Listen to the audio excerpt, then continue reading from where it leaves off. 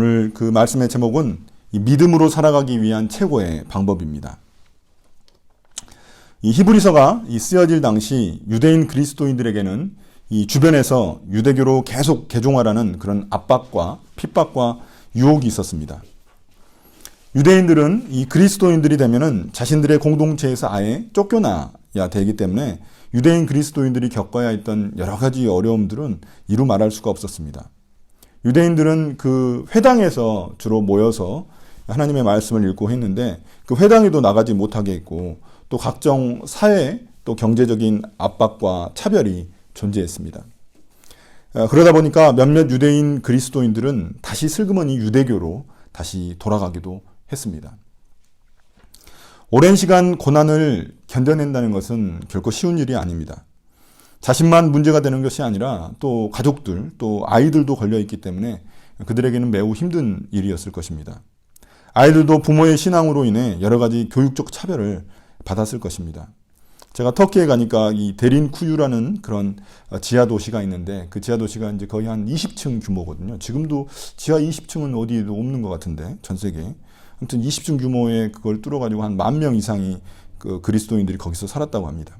그런데 그 사람들도 마찬가지로 거기에다가 학교도 세우고 또 병원 같은 것도 만들고 또 뭐 공공장소도 만들고 예배당도 만들고 해가지고 거기서 모든 것들을 했다고 합니다.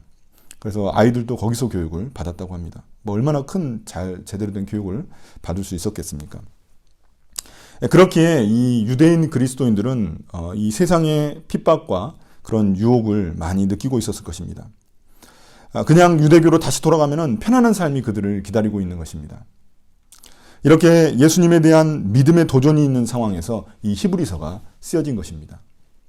유대인들, 즉 히브리인들에게 쓰여졌기 때문에 그 성경책의 제목도 히브리서라고 이름 짓게 된 것입니다.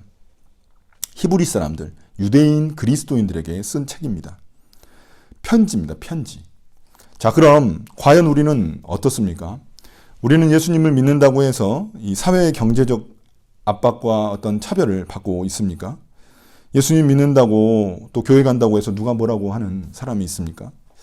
가끔 교회 가는 것 때문에 이 부모님과 갈등을 겪는 그런 청년들을 제가 본 적이 있지만 그렇다고 해서 본인이 그렇게 큰 피해를 입지는 않습니다. 그러나 우리에게는 다른 종류의 큰 유혹과 시험이 존재합니다. 바로 이 세상의 가치관들입니다. 이 세상 가치관에 물든 것을 우리가 이 세속화라고 부릅니다.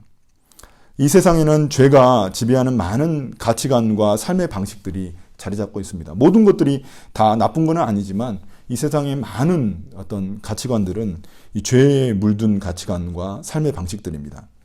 그 중에서 이제 물질 만능주의라든지 또 성공지상주의, 또 서구의 자유사상 이런 것들이 강력하게 우리를 유혹하고 있습니다. 미디어들, 또 주변인들, 또 친구들의 유혹과 압박도 장난이 아닙니다. 예를 들어서 요즘 그 TV나 유튜브를 보면은 부자 되는 법, 뭐 성공하는 법, 이런 것들이 영상들이 많이 넘쳐나고 있습니다. 또 이른 나이에 최대한 빨리 은퇴하는 것이 마치 성공하는 것처럼 여겨지기도 합니다. 또 성윤리도 많이 달라져서 결혼 전에 임신하는 것을 마치 선물처럼 여기면서 자랑하는 그런 사람들도 있습니다. 최근 한 통계에 의하면 18세부터 39세 기독교 미혼 청년의 80%가 혼전 성관계를 경험했다고 합니다. 이 동성애에 대한 인식도 서구 사회의 영향을 많이 받아서 달라지고 있는 것이 사실입니다. 또한 이 정치와 기독교가 결합해서 이 태극기 부대라는 이상한 집단을 만들어내기도 합니다. 더 무서운 것은 세속화의 물결이 목회자에게도 깊이 들어와 있다는 것입니다. 대형교회 목회자가 마치 기업 회장처럼 행동하는 모습들을 보게 됩니다.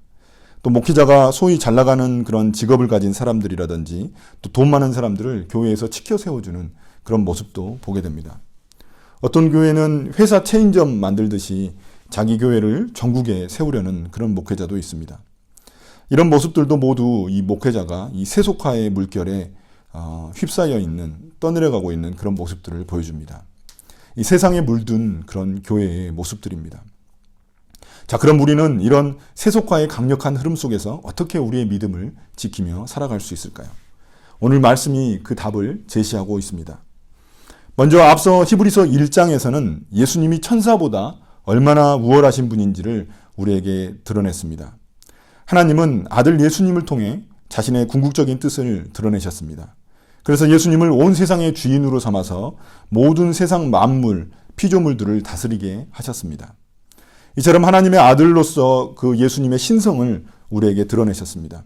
아무리 천상의 존재인 천사가 대단하다고 해도 예수님보다 더 대단할 수는 없습니다. 그래서 이 히브리서에는 누구보다 더 우월하신 예수님, 그러니까 우월하신 예수님에 대해서 계속해서 설명을 합니다.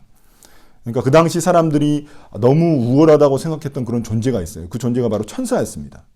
우리는 뭐 천사의 존재에 대해서 많이 뭐 생각하지 않지만 그 당시 사람들은 천사가 되게 천상의 존재로서 하늘에 있는 존재로서 되게 환영받고 또 되게 그들이 좋아하는 그런 존재였습니다. 우월하다고 생각하는 존재였는데 그 천사보다 예수님이 얼마나 더 우월하신지를 이 히브리서는 우리에게 말하고 있습니다. 그런데 2장에 보면은 예수님의 이제 신성이 아닌 인성에 대한 강조가 드러나기 시작합니다. 예수님이 인간으로 이 땅에 오셔서 낮아지셨다는 것입니다. 천사보다 우월하신 분인데 분명히 1장에서는 천사보다 우월하신 예수님에 대해서 이야기하고 계신데 어떻게 왜 예수님이 인간보다 낮아지셔서 심지어 고난을 받으시고 죽어야 하셨냐 하는 것입니다. 자, 10절입니다. 10절 보시면 하나님께서는 만물을 창조하시고 만물을 보존하시는 분이십니다. 그러므로 하나님께서 많은 자녀를 영광에 이끌어 들이실 때 그들의 구원의 창시자를 고난으로서 완전하게 하신 것은 당연한 일입니다. 하나님은 만물을 창조하시고 만물을 보존하시는 그런 만물의 주인이십니다. 그래서 모든 만물이 하나님의 영광을 위해 존재하는 것입니다. 그러나 인간만큼은 죄로 인해서 하나님께 영광 돌리기를 거부합니다. 하나님의 뜻이 아닌 자신의 뜻대로 살아가기를 원하기 때문입니다. 그래서 하나님은 예수님을 이 땅 가운데 보내셔서 우리를 구원해 주시기를 원하셨습니다. 그 구원의 방법이 무엇이었을까요? 바로 하나님은 자신의 아들 예수님을 고난받게 하고 죽음 가운데 내버려 두시는 것이었습니다. 어떻게 만물을 창조하고 만물을 보존하시는 그런 능력의 하나님이 어떻게 그 아버지가 자신의 아들 예수님을 이렇게 무기력하게 죽게 내버려 둘 수 있을까요? 그 이유가 무엇이었을까요? 그것은 바로 우리들 때문입니다. 예수님을 통해 우리를 구원하셔서 그분의 자녀 삼으시고 우리를 그분의 영광을 위해 하나님의 영광을 위해 살아가게 하시기 위해서입니다. 예수님처럼 우리 역시 하나님의 자녀로 삼으셔서 우리를 입양하셔서 우리와 교제하기 위해서입니다. 그러려면 예수님이 인간을 대신해서 고난받고 죽으셔야만 했던 것입니다. 그것을 10절에서는 고난으로 예수님을 완전하게 하신다고 이야기하고 있습니다. 그러니까 예수님이 고난을 받고 죽으셔야만 하나님의 온전하신 뜻, 그러니까 우리가 하나님께 영광 돌릴 수 있게 하는 그 길로 나아갈 수 있게 한다는 것입니다.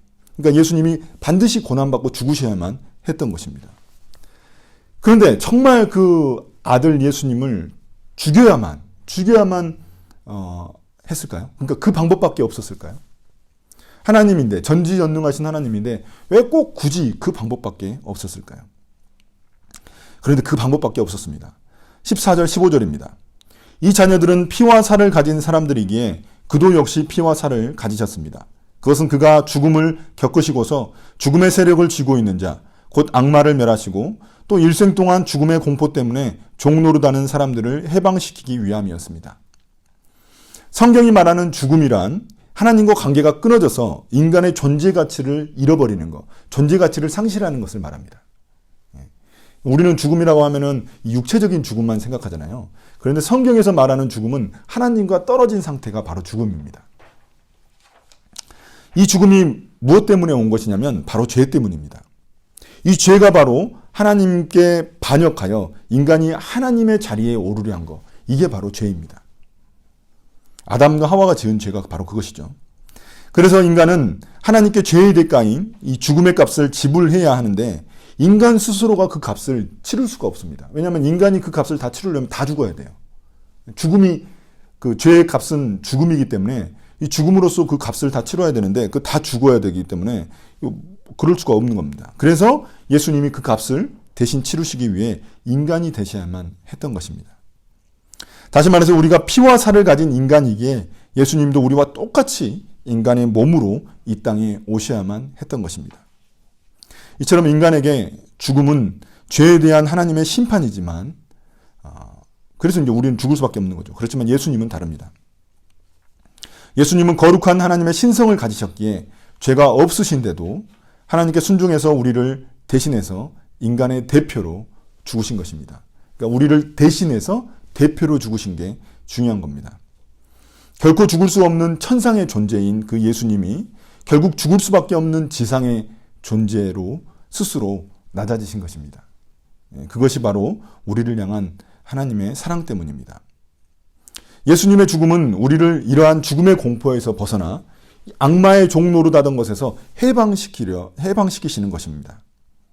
이 죽음이라는 단어와 이 악마의 종노릇 한다는 것을 마치 이 종교적인 의미로만 우리가 받아들여서는 안 됩니다. 죽음의 공포란 우리 삶에 어떤 의미가 있을까요? 예수님이 이 죽음의 공포에서 우리를 구원하시려고 하는 건데 그 죽음의 공포라는 게 우리 삶에 무슨 의미가 있는 것일까요? 한번 생각해 보시기 바랍니다. 예수님을 믿기 전에 우리는 이 세상 가치관을 따라 살아갔던 이유는 그렇게 살지 않으면 죽을지 모른다는 그런 두려움 때문이었습니다. 제가 대학교에서 경제학과를 선택한 것도 또 감정평가사 그런 자격증을 공부한 것도 모두 주변에서 그렇게 선택하는 게 올바른 삶의 방향인 것처럼 저에게 보여줬기 때문입니다. 그렇게 하지 않으면 나만 뒤처져서 죽음의 길로 갈지 모른다는 그런 두려움이 있었기 때문입니다. 이 죽는다는 것이 육체적으로 죽는 것뿐만이 아니라 우리가 어떤 영적인 죽음 이런 거를 의미한다는 겁니다. 이처럼 우리는 이 세상 가치관대로 사람들이 살아가는 대로 나도 살지 않으면 죽을 것 같다는 그런 두려움이 있습니다. 이렇게 살지 않으면 이 경쟁 사회에서 도태돼서 나는 죽고 말 거야. 이런 생각이 우리에게 있다는 것입니다. 그게 바로 악마가 주는 죽음에 대한 공포입니다. 하나님과 단절되어 내 욕망과 세상 뜻대로 살아가기에 생긴 그런 죽음의 증상입니다. 그 두려움 때문에 사람들은 세상의 가치관이 마치 진리인 양 따라가고 있는 것입니다. 따라간다는 것은 결국 무엇을 의미한가요? 이 세상의 종노릇, 악마의 종노릇을 한다는 의미입니다. 악마는 이제 사탄을 의미하죠. 근데 이 세번역에서는 악마라는 단어를 많이 쓰더라고요. 근데 사탄을 의미하는 거죠. 출애굽기에 나온 이스라엘 백성들을 한번 보십시오. 그들은 오랫동안 이집트 종살이를 하다가 이 노예 근성이 생기고 말았습니다. 광야에서 자꾸 하나님의 신실한 약속을 의심하고 불평을 누려놓았습니다. 하나님의 풍성하심과 신실하심을 믿지 못했습니다.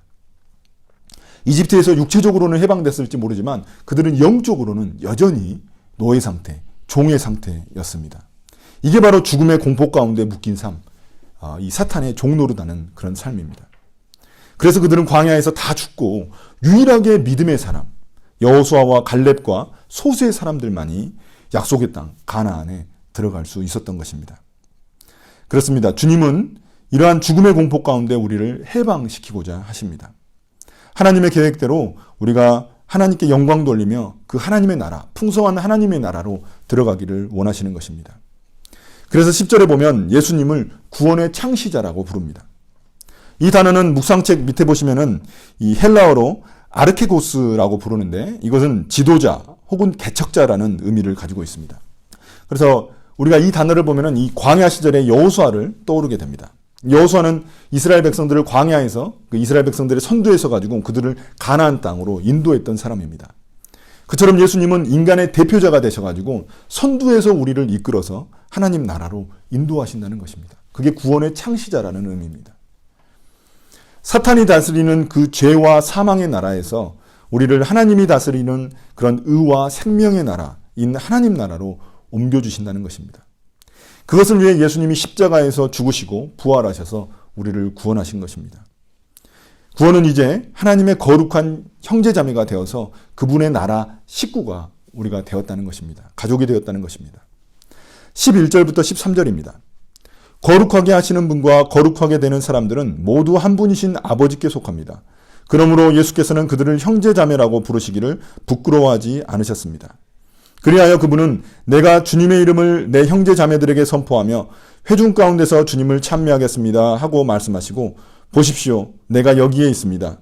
또 하나님께서 내게 주신 자녀들이 여기에 있습니다 하고 말씀하셨습니다. 이 큰 따옴표가 붙은 것은 시편 22편 22절과 이사야서 8장 17절을 인용한 것입니다. 이 히브리서가 이렇게 어려운 이유는 뭐냐면 이 구약의 어떤 성경 구절들이 많이 등장하고 있기 때문입니다. 이 구약의 성경 구절들을 이해하려면은 구약으로 넘어가 가지고 또 그 뜻을 다 살펴봐야 되거든요. 그래갖고 다시 넘어와 가지고 이 히브리서 또 그 맥락 안에서 또 살펴봐야 되거든요. 이 두 번의 작업이 필요하기 때문에 이 히브리서가 어려운 겁니다. 아무튼 이 11절부터 13절을 요약하자면 어떤 내용이냐면 예수님이 우리를 구원하셔 가지고 우리를 거룩하게 하셨다는 겁니다. 우리를 거룩하게 하신 예수님과 거룩하게 된 우리들이 모두 하나님께 속해 있는 한 뿌리에서 나온 사람들이라는 것입니다. 이것이 얼마나 큰 영광입니까? 그러니까 우리를 거룩하게 하신 분과 우리가 거룩하게 된 사람들인데 우리가 같은 한 가족이 되었다는 겁니다. 마치 종이 주인의 아들과 한 가족이 되었다는 그런 의미와 같습니다. 그러니까 주인과 한 가족이 되었다. 이런 의미와 같은 것입니다. 그래서 예수님은 우리를 자신의 형제 자매라고 부르셨다는 것입니다. 우리가 예수님과 얼마나 긴밀히 연결되어 있는지를 알려주는 그런 구절들입니다. 우리도 교회에서 서로 뭐라고 부릅니까? 형제 자매라고 부릅니다. 왜 그렇게 부를까요? 예수님이 우리를 형제 자매 삼아 주셨기 때문에 우리도 서로 형제 자매라고 부를 수 있는 것입니다. 한마디로 말해서 예수님으로 인해 우리가 하나님이 가장이신, 마치 하나님을 아버지로 둔 한 가족이 되었다는 그런 의미입니다. 그러니까 우리가 누군가를 형제 자매라고 부르는 것은 교회에서 그냥 상투적으로 부르는, 교회에서만 쓰는 어떤 상투적인 그런 단어가 아니라는 것입니다. 이것이 얼마나 영광스러운 단어인지 우리가 알아야 된다는 것입니다. 우리가 형제 자매라고 부를 수 있는 것은 예수님이 우리를 위해 죽으시고 예수님을 통해서 우리가 하나님의 가족이 되었기 때문에 그렇게 부를 수 있다는 것입니다. 자, 우리 옆 사람들과 한번 자매님하고 불러보도록 하시겠습니다. 자매님, 예. 그래서 이 자매님이란, 형제님, 자매님이라는 단어가 이렇게 중요한 것입니다. 자, 그럼 왜 이렇게 예수님과 우리의 긴밀한 관계를 강조하고 있을까요? 자, 17절, 18절입니다. 그러므로 그는 모든 점에서 형제 자매와 같아지셔야만 했습니다. 그것은 그가 하나님 앞에서 자비롭고 성실한 대제사장이 되심으로써 백성의 죄를 대신 갚으시기 위한 것입니다. 그는 몸소 시험을 받아서 고난을 당하셨으므로 시험을 받는 사람들을 도우실 수 있습니다. 대제사장은 구약시대 때 이스라엘 백성들의 죄를 그런 사함받게 하는 성막의 일꾼이었습니다. 우리가 레위기에서 봤죠. 하나님의 대제사장을 기름 부어서, 하나님이 그 대제사장을 기름 부어서 세우신 것입니다. 기름 부었다는 것은 어떤 의미인가요? 제가 여러 번 설명했지만 하나님의 소유, 하나님의 종이 되었다는 그런 의미입니다. 동시에 그 대제사장은 백성들의 대표이기도 했습니다. 그러니까 대표로 자신이 지은 죄를 속하고 그 다음에 백성들의 죄를 대신 또 대표로 해서 그가 지성소에서 그 죄를 죄 속죄함을 받았다는 겁니다.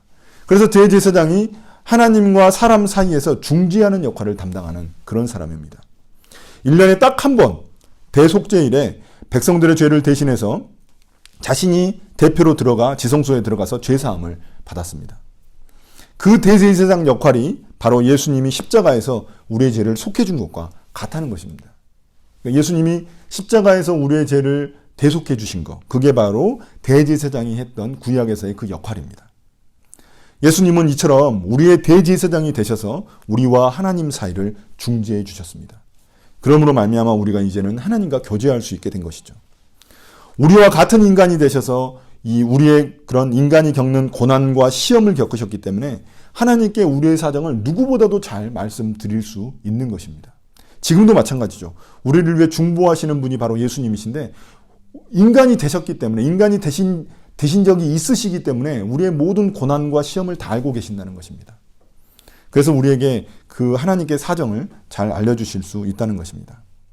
또한 사람들 앞에서는 하나님이 기름 부어서 하나님의 뜻을 계시를 하신 분이 바로 예수님이기 때문에 예수님은 하나님의 뜻을 대리해서 또 사람들에게 잘 전달할 수 있으셨습니다. 바로 그분이 바로 예수님이라는 것입니다.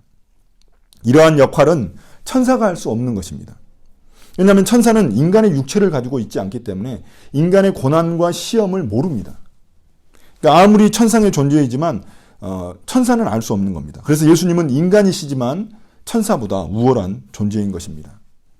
1장부터 2장의 전체 주제가 뭐냐면 바로 천사보다 우월하신 예수님에 대한 이야기입니다. 우리는 그렇게 크게 안 와닿을 수 있을지 모르지만 그 당시 그 사람들에게 천사는 너무나 우월한 존재였기 때문에 예수님이 어떤 존재인지 천사보다 우월하신 존재라는 것을 드러낸다는 게 그들에게 너무나 중요한 주제였습니다. 예수님이 천상의 존재와 지상의 존재가 되셔서 그래서 이 두 존재가 다 동시에 되셨기 때문에 신성과 인성을 둘 다 가지고 계셨기 때문에 우리를 위해 죽으시고 우리가 그 하나님의 가족이 될 수 있도록 하셨다는 것입니다. 이건 천사가 할 수 없는 일이었죠. 히브리서는 왜 이렇게 복잡한 이야기를 이렇게 길게 하고 있는 걸까요? 이게 원래 설교거든요. 히브리서는 이게 설교입니다. 아마 이 히브리서 설교를 지금 그 히브리서 저자가 지금 현대 시대에 이 설교를 했으면 아마 다 자고 있을 거예요. 아마 사람들. 그렇게 좀 약간 지루한 책이기도 한데 계속해서 논증을 하고 있거든요. 자, 앞서 말했듯이 그 당시 유대인 그리스도인들은 사람들의 핍박과 유혹으로 인해서 대제사장이 있는 그 유대교로 다시 돌아갈 그런 위험과 유혹을 가지고 있었기 때문입니다. 영원한 대제사장의 역할을 예수님이 하셨는데 굳이 또 다시 유대교로 돌아가가지고 대제사장한테 자신의 죄를 다시금 이렇게 맡기는 그런 일을 할 필요가 없다는 것입니다. 다시 말해서 구약의 대제사장의 속죄는 이제 예수님이 우리의 죄를 궁극적으로 완전히 해결해 주셨기 때문에 더 이상 필요가 없다는 것입니다. 왜 굳이 과거로 돌아가려고 하느냐, 그런 의미인 것입니다. 우리도 그렇습니다. 이 뜨거운 여름에 이 목욕을 하고 난 후에 다시 땀 흘리려고 하는 그런 사람은 없습니다. 그렇잖아요. 땀을 흘리고 나서 목욕을 하는 것이 목욕을 하고 나서 또 땀을 흘리는 그런 어리석은 짓은 하지 않습니다. 우리가 예수님을 믿고 난 후 예수님을 믿기 전 그 과거를 그리워하면서 돌아간다면 이건 어리석은 짓이라는 의미입니다. 우리가 예수님으로 인해 죄와 사망에서 해방된 그런 깨끗한 상태가 되었다는 겁니다. 해방된 상태가 되었는데 또다시 그 죄에 묶이고 또 더러운 곳으로 돌아가서 우리 스스로를 더럽힐 이유가 전혀 없다는 것입니다. 우리는 세상에서 죄로 물든 그 가치관에 때로는 강한 유혹을 느끼기도 합니다. 그럴 때 우리는 이 말씀을 기억해야만 합니다. 자, 오늘 말씀을 마무리하도록 하겠습니다. 히브리서가 쓰여질 당시 많은 유대인 그리스도인들은 세상의 고난과 유혹 가운데 그런 시험 가운데 있었습니다. 이런 오랜 고난과 유혹 속에서 그들에게는 예수님의 말씀에 대한 의심이 생기기 시작했습니다. 그들의 믿음이 점점 옅어지고 무너지기 시작한 것입니다. 자, 우리는 어떻습니까? 우리의 신앙생활이 항상 좋기만 합니까? 어렵고 힘들고 귀찮을 때도 많이 있습니다. 세상 사람들 다 하면 나도 하고 싶고 또 나도 갖고 싶고 하는 그런 마음이 생기기도 합니다. 주변에 신앙 없어도 잘 살고 또 잘 되는 사람들 보면은 신앙이 그렇게 꼭 필요하나 이런 생각이 들기도 하고 부럽기도 합니다. 저도 그렇습니다. 저도 다른 큰 교회 청빙 가서 목회하고 싶은 그런 마음이 들기도 합니다. 또 성도들이 많은 교회들 보면은 또 그런 목회자와 만나게 되면은 제가 또 초라하게 느껴질 때도 있습니다. 매번 묵상 동영상을 여러분들이 보는지 안 보는지도 모르면서 그렇게 계속 올릴 때마다 저는 뭐 하고 있나 싶을 때도 있습니다. 저도 믿음이 이처럼 이렇게 약해질 때가 있습니다. 그럼 우리가 어떻게 하면 죄로 물든 세상 속에서 당당하게 믿음을 지키며 살아갈 수 있을까요? 그 답은 3장 1절에 있습니다.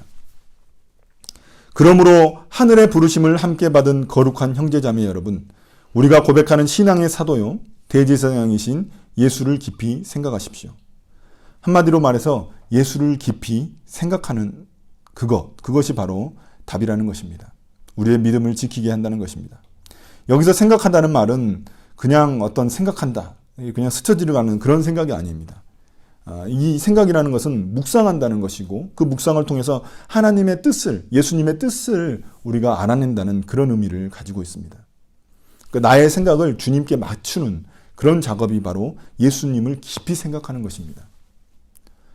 예수님을 깊이 묵상할수록 내 생각이 아닌 예수님의 생각을 하게 된다는 것입니다. 우리가 예수님을 생각하면 생각할수록 그걸 통해서 우리의 믿음이 굳건해진다는 것입니다. 여러분, 3장 1절에서 예수님은 우리 신앙의 사도라고 말하고 있습니다. 사도란 하나님께 부름받았기 때문에 하나님의 대리자로서 살아가는 그런 삶을 말합니다. 예수님은 철저히 하나님의 뜻을 행하시는 그런 삶을 사셨습니다. 예수님이 그렇게 살았기 때문에 우리도 예수님의 대리자로서 그렇게 이 세상을 살아가야 한다는 것입니다. 또한 예수님이 대제사장 되셔서 하나님과 우리 사이에 중재자 역할을 했듯이 우리도 하나님과 세상 사이에 그 중재자 역할을 해야 한다는 것입니다. 그게 바로 전도입니다. 전도는 하나님과 세상 사람들 사이에, 믿지 않는 세상 사람들 사이에 우리가 중재자 역할을 하는 것입니다. 저는 우리가 예수님이 하셨던 그 일처럼, 사도로서의 그런 일들처럼, 또 대제사장으로서의 그런 일들처럼 우리가 정말 그 예수님의 그 모습을 따라가는 그런 우리 성도들이 되면 좋겠습니다.